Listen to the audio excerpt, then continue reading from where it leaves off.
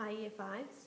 So yes, last week we were working on bar graphs and we were plotting our information from our survey about 3D shapes. We have labelled our axes down the bottom and up the top, and we've also put our title on there as well. We included things like the percentage for each of the shapes. Today what I'm going to show you is another way to represent your information, which is a dot plot. But before we move on, I just wanted to explain that the bar graph is a style of graph that is often used to group information into categories, so then you can see which category is more important or more popular.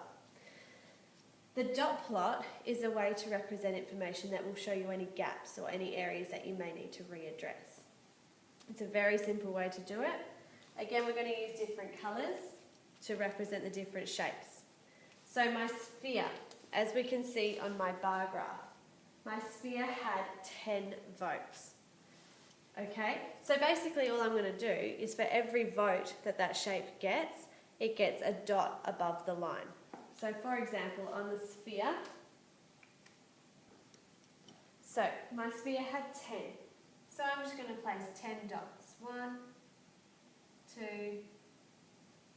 3, 4, 5, 6, 7, 8, 9, and 10. As you can see, I've placed the dots one on top of each other. It's a little bit hard for me to keep it straight, but for you in your maths book, you can just use the lines and the squares as a guide. So then I move on to my next shape, which was the cube, and my cube only had 5 votes. So I would have 1, 2, 3, 4, 5. My next shape was a prism, and that had 17 votes.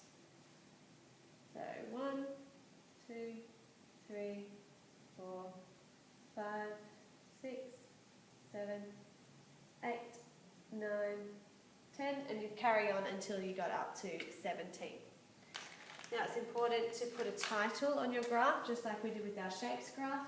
So this one would be called 3D Shape Survey Results.